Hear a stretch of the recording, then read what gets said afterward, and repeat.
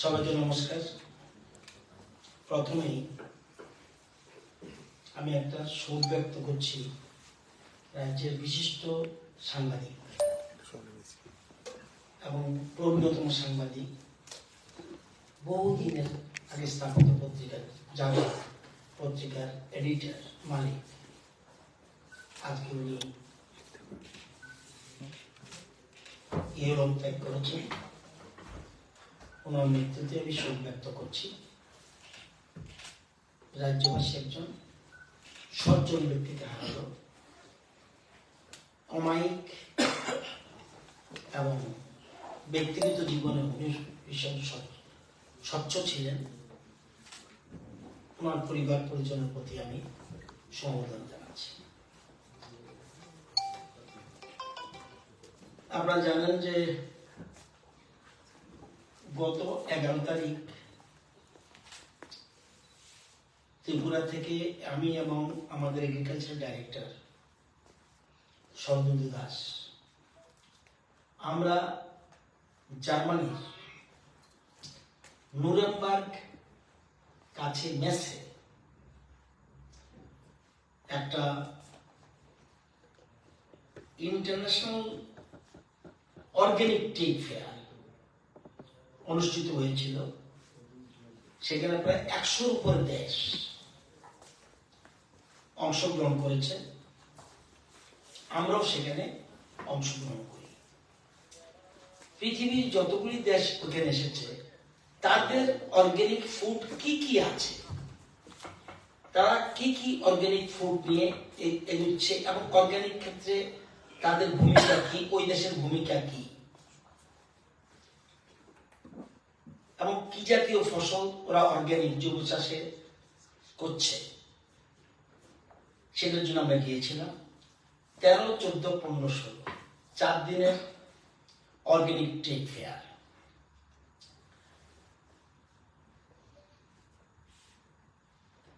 ওখানে যাওয়ার পর আমাদের অভিজ্ঞতা দেখেছি যে পৃথিবীর প্রায় সব জিনিসই অর্গানিকের হয়। শুধু ধান নয়, শুধু বাঁধাকপি নয়, শুধু কমলা নয়, আপেল নয়, এমনকি কসমেটিক্স, অ্যালকোহল,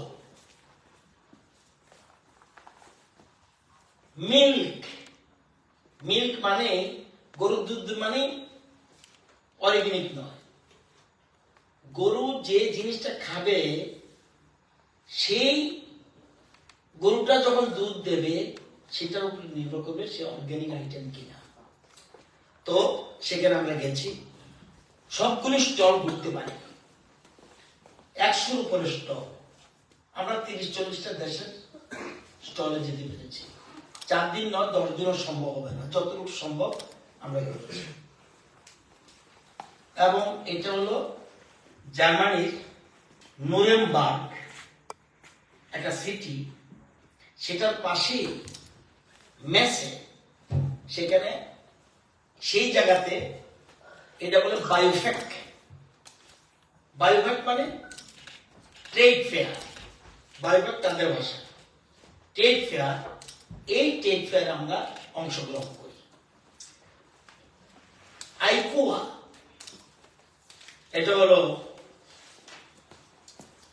আমাদের সার্ভিস প্রোভাইডার, যারা আমাদের রাজ্যের এই অর্গানিকের 3টা সংস্থা সার্ভিস প্রোভাইডার আছে। একটা সিমফ্যাক্ট, একটা আইকোয়া ব্যাঙ্গালোর বেস, আর একটা শিল বায়োটেক। এরা ত্রিপুরায় কাজ করছে আজকে থেকে। 4-5 বছর আগে টেন্ডারের মাধ্যমে তাদের আমরা সার্ভিস প্রোভাইডার। অর্গানিক ইচ্ছা করলেই আমি অর্গানিক করতে পারবো না। আমার সেন্ট্রাল গভর্নমেন্ট থেকে ডাইরেকশন দেবে এবং আমি যে অর্গানিক আইটেমটা করব, অর্গানিক আইটেম আপনি করতে পারেন, কেউ না করবে না, কিন্তু ওই অর্গানিক সার্টিফাইড হতে হবে।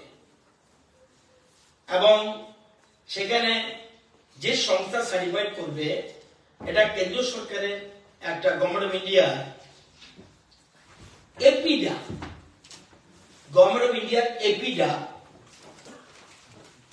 গভর্নমেন্ট অফ ইন্ডিয়া স্বীকৃত এপিডা, এটার পুরো নাম হলো agriculture and process food product export development authority. এটা হলো কেন্দ্রীয় সরকারের সংস্থা। ওরা বলবে দিস আইটেম অর্গানিক। আমি নিজে নিজে জুম চাষ করলে হবে না, আমার অর্গানিকটা বলতে হবে। আমি যদি অর্গানিক বলে দাবি করি, যেমন আমরা জিওটেক, কুইন পাইনাপেল আমাদের জিওটেক, এই জিওটেক আর কেউ পাবে না। সেরকম আমার এই আইটেম অর্গানিক কিনা সেটা ঠিক করবে সার্টিফিকেট হোল্ডার। আমি একটু পরে বলছি, আপনাকে বুঝতে পারবে। তো ওরা ইন্ডিয়া থেকে 15 জনের একটা টিম নেয়, আইকোয়া। এই আইকোয়ার পুরো নামটা হলো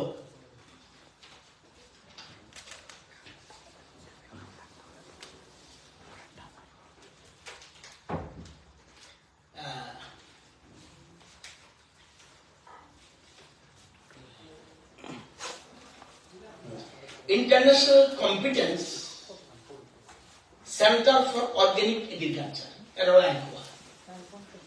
আই মানে ইন্টারন্যাশনাল, সি মানে কম্পিটেন্স, আরেকটা সি মানে সেন্টার, ও ফর অর্গানিক, ও মানে অর্গানিক, এ মানে এগ্রিকালচার।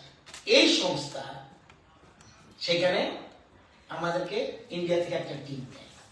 এটা রাজ্য সরকারের কোনো অর্থের প্রশ্ন না। সার্ভিস প্রোভাইডার সারা ভারতবর্ষে, কেউ কেউ অন্ধ্রপ্রদেশ থেকে গেছে, কেউ কেউ মহারাষ্ট্র থেকে গেছে, আমাদের সিকিম থেকে গেছে, ত্রিপুরা থেকে গেছে, এরকম কিছু আর কয়েকটা জায়গা থেকে মোট 15 জনের একটা টিম যায়। এবং তাদের সাথে international institute of research centre সুইজারল্যান্ডে, যাকে বলা হয়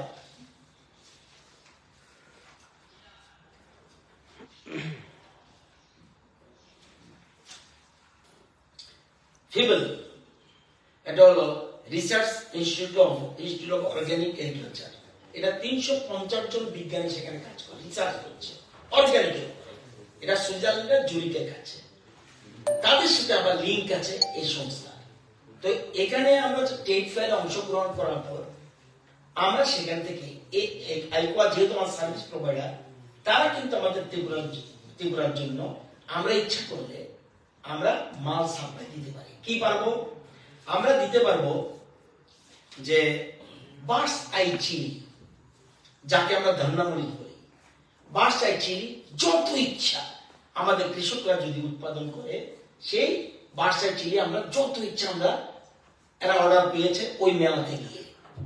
আরেকটা হলো ব্রিক সিসাম, এটা হলো কালো তিল, এটাও প্রচুর পরিমাণে আমরা ইচ্ছা করলে আমাদের এখান থেকে পাঠাতে পারি। তো গিয়ে এই লাভটা কিছুটা হয়েছে। এবার সেখান থেকে আসলাম আমরা ফিবেল, এটা পাশেই, জার্মানির পাশে সুইজারল্যান্ড। আমরা নুরেমবার্গ থেকে আমরা চলে যাই মুনিক, মুনিক থেকে চলে যাই আমরা জুরিক। সেখানে গিয়ে আমরা এই ফিল্ড রিসার্চ সেন্টারে আমরা সেখানে 350 জনের মধ্যে 3 জন বিজ্ঞানী আমাদের সাথে ওয়ার্কশপের মতো, সেমিনারের মতো আমাদের সাথে ডিসকাশন হয়েছে। এবং কি এটা হলে কি হবে, কেন আমরা অর্গানিক করব, কত কি করব, ইচ্ছা করলে সবটা করতে পারবো কিনা, অর্গানিক করলে কি লাভ কি ক্ষতি, সবকিছু নিয়ে আমরা এখানে আলোচনা করি। এটা হেলথ হ্যাজার্ড কিনা, কি ক্ষতি হবে, সবটা আলোচনা করি। এর আগে জার্মানি থাকতে থাকতে আমরা ইন্ডিয়ান ইয়ার সাথে জুরিকে বসে, সেখানে আমরা যে ইন্ডিয়ান কাউন্সিল, ইন্ডিয়ান কনসালটেন্ট যেখানে মিউনিকে বসে, ওনার সাথে কমার্স অর্থাৎ যিনি ব্যবসার ব্যাপারটা দেখে, ওনার সাথে আমরা মিটিং করি। অর্থাৎ ত্রিপুরা এবং ইন্ডিয়া কোন কোন জিনিস জার্মানে গেলে, উনি আবার কিন্তু জার্মানে, সুইজারল্যান্ডে না, ওনাতে গেলে সেখানে আমরা ওনার সাথে আলোচনা করি। উনি বলছে আপনারা যা যা পাঠাতে চান সমস্ত ব্যবস্থা আমাদের কেন্দ্রীয় সরকারের পক্ষ থেকে এই কনসুলেট জেনারেল সেখানে রয়েছে, তার সাথে আমরা আলোচনা করি এবং সেখানে আমরা আলোচনা করি এবং সমান রকম সহযোগিতার কথা আমাদের বলেছে। এরপরে আমরা আসি রিসার্চ সেন্টারে। তো এখানে এসে যে জিনিসগুলি আমাদের মনে হয়েছে, বিশেষ করে এই জিনিসগুলি কি, রিসার্চ সেন্টার বলছে, research institute of organic agriculture বলছে এই যে অর্গানিক আইটেম, এটা হলো environmental effect is very good, পরিবেশের পক্ষে অত্যন্ত সহায়ক। বর্তমান যেটা সারা বিশ্বে এখন সমস্যা চলছে, এটা পরিবেশের পক্ষে ভীষণ সহায়ক। 2, সয়েল ফার্টিলিটি, অর্থাৎ জমির উর্বরতা আপনার কোনোদিন কমবে না, সাস্টেনেবল। অর্থাৎ আপনি যখন কেমিক্যাল ইউজ করবেন, সেই কেমিক্যাল ইউজ করলে আপনার জমির উর্বরতা সাস্টেনেবল না, অর্থাৎ এই জন্য বলছে সয়েল ফার্টিলিটি। এবং ইকোনমি কি, কৃষকদের আয় বেশি হবে। যে আইটেম অর্গানিক, সেই আইটেম যখন বাজারে নেবেন, এটার দাম নর্মাল আইটেমের থেকে বেশি থাকে। আরেকটা বল সাস্টেনেবল। 3 নম্বর অ্যাগ্রো ইকোলজি, এটা। এবং অ্যান্টিঅক্সিডেন্ট, যে জিনিসটা আমরা করোনার সময়, কোভিডের সময় আমরা এই করতে পেরেছি, এই কতগুলি জিনিস ইম্পর্টেন্ট। এবং হেলথ, এই কতটা আইটেম এই জন্য করব। তো যে বলছি, যদি আমরা একসাথে করি না কেন, আমরা ত্রিপুরা বা ইন্ডিয়া যদি এত ভালো হয়, সারা পৃথিবী একসাথে আমরা অর্গানিক করি না কেন, তাহলে প্রোডাকশন প্রচন্ড মার খাবে। This is the me. একদিকে অ্যাগ্রো ইকোলজি মেনটেন করতে হবে, আরেকদিকে আমাদের প্রোডাকশনটাকে ঠিক রাখতে হবে। যেমন আমরা জানেন যে ত্রিপুরাতে এটা তো বলেছি পরিবেশ বান্ধব, এবং আমাদের দেশ বিশ্বের 4র্থ স্থান অর্গানিক জৈবচাষের এলাকার ক্ষেত্রে। বলছি জৈবচাষের এলাকার নিরিখে আমাদের দেশ সারা বিশ্বের 4th পজিশন। এবং research institute for organic agriculture 2021 যে সার্ভে করেছে, সেই সার্ভে অনুযায়ী ভারতে 23 লক্ষ হেক্টর জমিতে জৈব চাষ হয়। তাইলে 23 লক্ষ যদি হেক্টর জৈব চাষ হয় ইন্ডিয়াতে, তাহলে কত হেক্টর জায়গাতে আমরা চাষ হয় ভারতবর্ষে? 14 কোটি হেক্টর। 14 কোটি হেক্টর এই ইন্ডিয়াতে আমাদের মোট চাষ হয়, জৈব চাষটা কিন্তু 14 কোটি হেক্টরে ভারতের মোট চাষযোগ্য জমির পরিমাণ। এর মধ্যে 23 লক্ষ হেক্টরে আমরা অর্গানিক চাষ করছি, অর্থাৎ কি গড়ে 2% আমরা জৈব চাষ করি। এবার সারা বিশ্বের জৈব চাষে অস্ট্রেলিয়া প্রথম, তারা 3,56,00,000 হেক্টর চাষ করছে। সেকেন্ড পজিশন আছে আর্জেন্টিনা, তারা 36,30,000 হেক্টর তারা চাষ করছে। তৃতীয় স্থানে স্পেন, আমাদের থেকে সামান্য বেশি, 23,50,000 হেক্টর তারা চাষ করছে। আমরা 23 লক্ষ হেক্টর করে আমরা 4th পজিশনে আছি। এখন আমরা এই ত্রিপুরাতে আমরা কোন জায়গায় আছি, এটা অনেকের জায়গায় জানা নাও থাকতে পারে। আসুন একটু পিছনে যাই। 18 আগে এ রাজ্যে বর্তমান সরকার ক্ষমতা আসার আগে 18 আগে ত্রিপুরায় এই জৈব চাষের এলাকা ছিল 2000 হেক্টর। এরপরে আমরা 6 বছরে করলাম 18,161 হেক্টর, 18,161 হেক্টর। আজকের দিনে আছে 20,161 হেক্টর টোটাল আমাদের ত্রিপুরাতে। আমাদের জৈব চাষের সংখ্যা 18 আগে ছিল 2504 জন,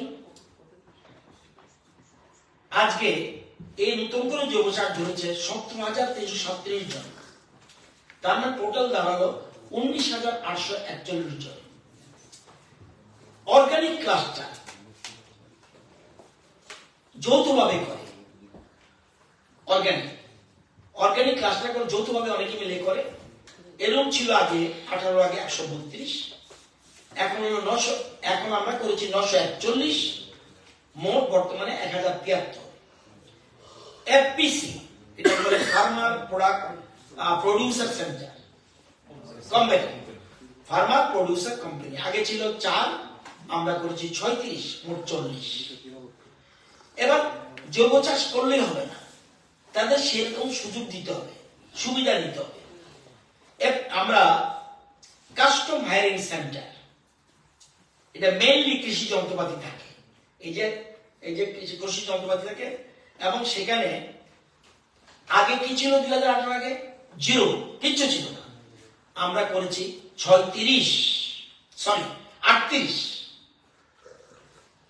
38টা কালেকশন সেন্টার। এই যে জৈব চাষ করে যে উৎপাদিত ফসল এর 1 টাকা জায়গা করবে, টেম্পোরারি মজুত করবে, যেগুলি সেলের জন্য, এগুলি আগে ছিল কালেকশন সেন্টার 0, আমরা করেছি 14টা।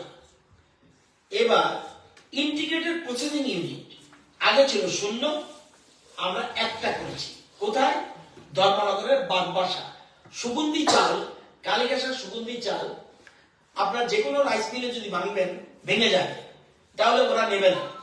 সেই জন্য আমরা আধুনিক সিস্টেমে নর্থ ত্রিপুরার ধর্মনগরের বাগবাসাতে এই ধান থেকে যে চাল হবে, এই একটা সেন্টার করেছি, একটাই করেছি। আরেকটা হলো স্মল স্কেল প্রসেসিং ইউনিট, অর্থাৎ আচার, মশলা গুঁড়া, আমি সাউথে গিয়ে মশলা গুঁড়া বানাই, মশলাগুলি আমরা বেশি করে সেল গুলি বানাই, এগুলি, তারপরে হলুদের চিপস, আদা পেস্টিং, অনেকে আদা গুঁড়ি করে এখন, এগুলি আমরা আগে কিচ্ছু ছিল না, আমরা 9টা করেছি, 9টা কাজ চলছে। এবং এই যে বলছি আগে 20,161 হেক্টর বর্তমানে, আগে 2000 ছিল, বর্তমানে 24-25, এই যে সামনের বছর যেটা 24-25, বর্তমান যে 24-25 সালে আমরা আরো 5,500 হেক্টর জমিতে জৈব চাষের এলাকা আমরা বাড়াবো, এবং এটা কেন্দ্রীয় সরকার থেকে অনুমোদন পেয়ে গেছি। সহজা কাজ শুরু হবে, এবং তাহলে আগামী বছর আমাদের জৈব চাষের এলাকা বাড়বে মোট 25,661 হেক্টর। এখন আজকে এখানে আমার সাথে আমার ডান দিকে আছেন, উনি বলেন মিশন ডাইরেক্টর রাজীব দেববর্মা। এটা ইচ্ছা করলে অর্গানিক সিস্টেম না, এটা একটা mission organic value chain department, value chain development for any region. North Eastern রিজনের জন্য একটা মিশন করেছে central government, mission organic value chain development for any region. এবং ত্রিপুরার ক্ষেত্রে মিশন ডাইরেক্টর রাজীব দেববর্মা। এটা সোসাইটি অনুযায়ী আমরা সোসাইটি করেছি, উনি আছে, এবং আমার বাঁ দিকে আছে আমাদের হর্টিকালচারের ডাইরেক্টর সরোজিনী বাবু, আজকে সন্ধ্যার সময় আসবে, তো ওনারা 2 জন আমার সাথে আছে। তো এই যে জৈব সারটা, এটা কিন্তু অনেকের পক্ষে বোঝা সম্ভব নয়। Of farm, on farm. Of ফার্মটা কি? পাতা পচা সার, সবুজ সার, খৈল, অমৃত পানি, জীবামৃত, বীজামৃত, জৈব কীটনাশক, বায়ো এজেন্ট, জৈব সার, এগুলি হলো আমরা অফ ফার্ম সামগ্রী।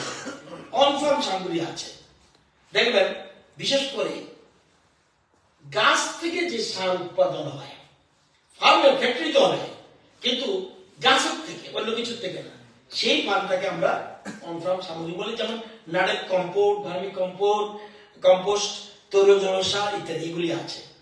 আমাদের যে জিনিসগুলি আমরা অর্গানিক করছি, সুগন্ধি ধান, আনারস, গোলমরিচ, আদা, হলুদ, লঙ্কা, লেবু, সুপারি, এগুলি সাধারণত আমরা অর্গানিক করছি। এবং প্রথম এবং দ্বিতীয় পর্যায়ে আমরা 6088 হেক্টর সার্টিফিকেশন হয়ে গেছে। মনে রাখতে হবে 3 বছর আমরা একই জমিতে অর্গানিক পর না করলে আমরা সার্টিফিকেশন পাবেন না। ওই যে বলছে একটু আগে সার্টিফিকেশন কোম্পানি আর সার্টিফিকেশন ওই যে এপিডিয়া করতে আপনি 3 বছর পর একই জমিতে অর্গানিক এবং তাদের নিয়ম অনুযায়ী সায়েন্সটাকে মেনটেন করে চাষ করলে আপনি অর্গানিক সার্টিফিকেট পাবেন, আদারওয়াইজ নট। যতই আপনি কনভেনশনাল চাষ করেন না কেন সার্টিফিকেট দেবে না, তাহলে আপনি ক্লেমও করতে পারবেন না আমার অর্গানিক। আমি অর্গানিক আমরা জানি জমির চাষ অর্গানিক এরকম বললে হবে না, অনুমান করে কিছু হবে না। ওই যে মার্কেটে ওই ধরনের প্রত্যেক বছর এই ধরনের ট্রেড ফেয়ার আমরা প্ল্যান করছি আগামী বছর কোন অর্গানিক কৃষককে এবং ফিল্ড লেভেলে যারা অফিসার কাজ করছে তাদেরকে ওই মেলাতে পাঠানোর চিন্তা ভাবনা আমাদের রয়েছে, যারা ফিল্ড দেখে আসে। আজকে চিফ সেক্রেটারির কথা হয়েছে এবং শরদ দাস আসার পরে রিপোর্ট দেবে আমরা কি করে এলাম এবং কি করা উচিত। এবং আপনারা জানেন এই যে বলছি সুগন্ধি দাম, আনারস, গোলমরিচ, আদা, হলুদ, লঙ্কা, লেবু, সুপারি, এর মধ্যে সুগন্ধি দাম কতটুকু করছি, আদা কতটুকু করছি, হলুদ কতটুকু করছি, অরহর, ভুট্টা, সরিষা, আনারস, লঙ্কা এগুলি সবটা ফুললি অর্গানিক। এই 6088 হেক্টর আমরা কিন্তু সার্টিফিকেট পেয়ে গেছি, 6088 হেক্টর। এবার আরো 14000 হেক্টর আমরা মাঠে রয়েছে, 14 মাঠে রয়েছে। এটা 3 বছর পর অর্থাৎ হয়ে গেছে, সামনের বছর আমরা কিছুটা যেগুলি 3 বছর হয়ে যাবে তখন তারা পরীক্ষা করে সার্টিফিকেট দেবে। তো এবং চাষের এলাকা বৃদ্ধির সঙ্গে সঙ্গে উৎপাদন বৃদ্ধির ফলে রাজ্য সরকার যে উৎপাদিত জৈব ফসল তার বাজারজাত যাতে হয় সেজন্য আমাদের কি করা উচিত। আমরা সেজন্য ত্রিপুরা অর্গানিক এই শব্দটাকে নামের ব্র্যান্ড এরকম ত্রিপুরা অর্গানিক এই নামের ব্র্যান্ড, লোগো এবং প্যাকেজিং এর ডিজাইন করা হচ্ছে, আমরা করেছি। এটা ব্র্যান্ড লেগে গেল, তাহলে লোগো, ব্র্যান্ড, লোগো এবং প্যাকেজিং ডিজাইন করা যায়। এবং এগুলি পরবর্তীতে এই ফসল কোথায় বিক্রি হবে, বাজারজাত করবে। এই জন্য কলকাতায় বিগ বাস্কেট, দিল্লির মাদার ডায়েরি, সিমফ্যাড, KCS quality inspection private limited Hyderabad,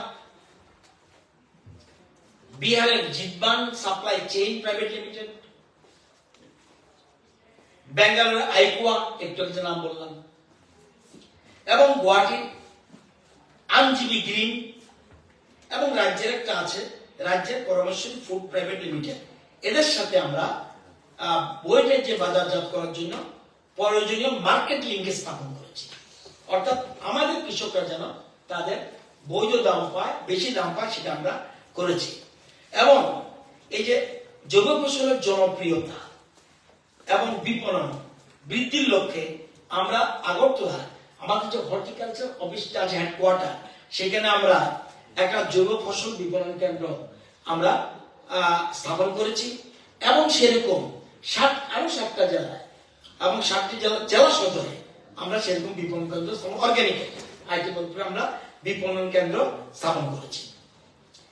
এবং আমাদের 22, 23 এবং 24 এই 2 বছরে আমরা অর্গানিক আইটেম বহিরাজ্যে এবং রাজ্যে আমরা বিক্রি করেছি 26 মেট্রিক টন সুগন্ধি চাল, 26 মেট্রিক টন সুগন্ধি চাল, 62 মেট্রিক টন আদা,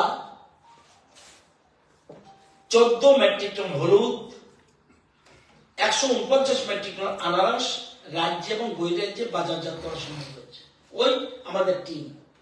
এই যে আমরা দিল্লিতে একবার মেলা করেছি সিমপ্যাড বোধহয়, তো দিল্লিতে আমরা একটা অর্গানিক আনারস নিয়ে গেছিলাম, হ্যাঁ দিল্লি হাটে।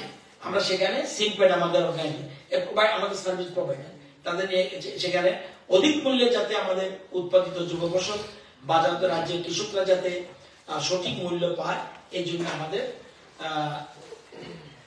আমরা ইয়ে করেছি। আর আমাদের রাজ্যে বর্তমানে বলছি আগেই 23 লক্ষ হেক্টর আমাদের দেশে হচ্ছে, 14 কোটি হেক্টর আমাদের দেশের জমি, মানে 4 জমি। আমাদের রাজ্যে যে জমি আছে, আমাদের 8% এলাকার জমি চাষ করছে। ওই যে এরিয়াটা বললাম 8%। আমাদের টার্গেট 20% এলাকা পর্যন্ত। আমরা কিন্তু রিসার্চ সেন্টারে না গিয়েও, রিসার্চ সেন্টারে যখন ফিমেল রিসার্চ সেন্টারে গেলাম, তখন বিজ্ঞানীদের আমরা প্রশ্ন করেছিলাম, আমি যদি বেশি করি, ডোন্ট গো, হোয়াই নট? তাহলে আপনাদের প্রোডাকশন বাড়ি খাবে ধীরে ধীরে, এবং কোনো মতে 20-25-এর বেশি যাবেন না, এমনই ধারণা। আমরা 20% এলাকা পর্যন্ত বহিষ্কার পরীক্ষা পাঠিয়েছি। আগে আমরা প্ল্যান করেছি। এট প্রেজেন্ট 8% আমরা করছি, অল ইন্ডিয়াতে 2%, আমাদের 8%, আমরা 20% যাব আপাতত। হঠাৎ করে যদি আমি একসাথে করি, তাহলে বিভিন্ন রকম সমস্যা প্রোডাকশন। এমনি আমাদের 8টা ডিস্ট্রিক্টের মধ্যে 4টা ডিস্ট্রিক্ট আমরা খাদ্য স্বয়ম্বর আছি, খাদ্যশস্যে, ধানেও। আর 4টার মধ্যে 2টা ডিস্ট্রিক্ট আমাদের প্রায় পৌঁছে গেছি খাদ্যশস্য। সেই জন্য আমরা সব দিক বিচার করে বিজ্ঞান ভিত্তিক যাতে হয় সেটা করেছি। আমরা যে 9টা জায়গায় আমরা প্রসেসিং, স্মল প্রসেসিং ইউনিট করেছি, এগুলো হলো শান্তিনগর পূর্ব বেলবাড়ি জিরানিয়াতে, রাধাপুর জিরানিয়াতে, দেবতাবাড়ি খোয়াইতে, বাগমারা আম্বাসাতে, কচুচোরা সালাইমাতে, পাহাড়পুর অমরপুরে, লক্ষণচড়া পেচারতলে, আমতলি বিশ্রামগঞ্জ, শান্তিবাজার বগাপা। এগুলি এফপিসি যারা ফার্মার প্রডিউসার কোম্পানি, এদের মাধ্যমে আমরা কাজ করছি, এদেরকে দিয়ে আমরা এই জায়গায় কাজ চলছে।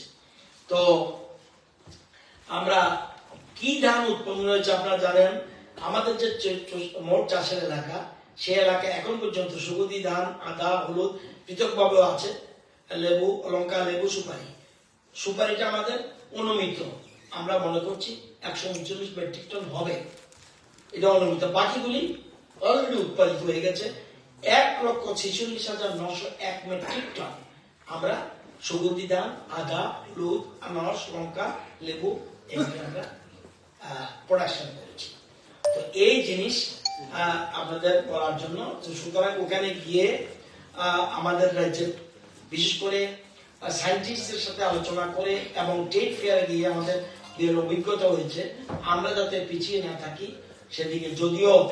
যদিও সেসব কান্ট্রির পপুলেশন খুবই কম, মানে আমি যতটুকু জানি জার্মানিতে লোক সংখ্যা 8.5 কোটির মতো, আর ওখানে 1 কোটির কম সুইজারল্যান্ডে।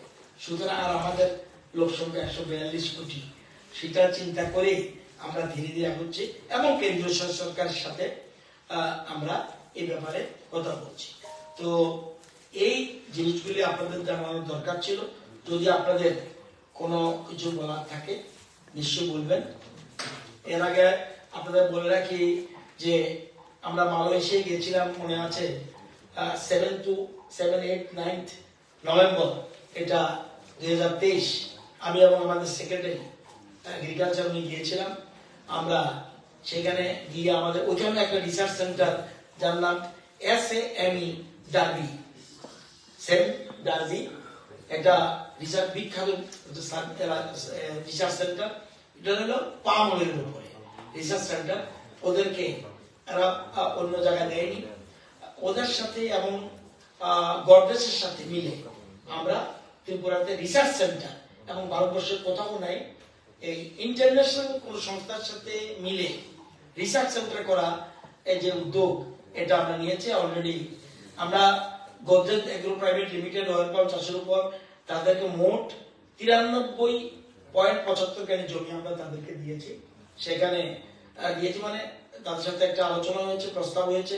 অলরেডি আমরা ত্রিপুরার সঙ্গে প্রস্তাব অনুমোদন করেছে, আমাদের ল ডিপার্টমেন্টের ক্লিয়ারেন্স হয়ে গেছে, এবং তাদেরকে খবর দিয়ে আসার জন্য।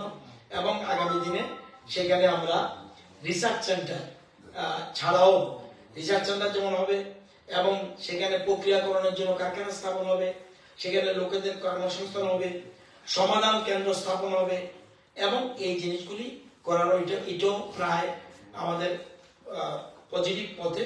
এবং এর মধ্যে আমরা এখন পর্যন্ত আমাদের 2018 আগে ত্রিপুরা রাজ্যে কোনো কৃষি জমিতে কৃষকরা কখনো অয়েল পাম্প চাষ করেনি। এবং আমরা এখন পর্যন্ত 398 কারি 363.08 হেক্টর ভূমিতে আমরা অলরেডি পাম অয়েল চাষ করেছি। এবং নার্সারি 3টা জায়গা আছে, জুমেরডাপা, নালকাটা, গর্জি।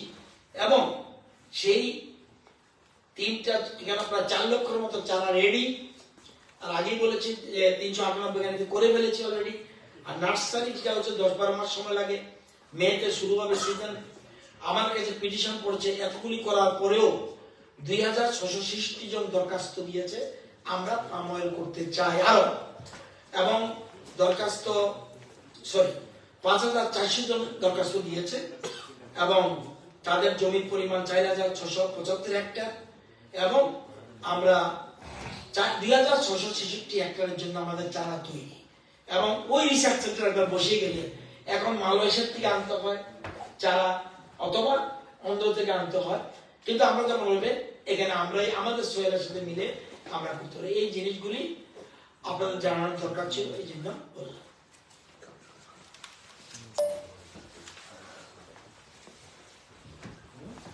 সবাইকে জার্মান ভাষায় ডাকি এবং সুইজারল্যান্ডের ভাষায় মার্সি, অর্থাৎ ধন্যবাদ।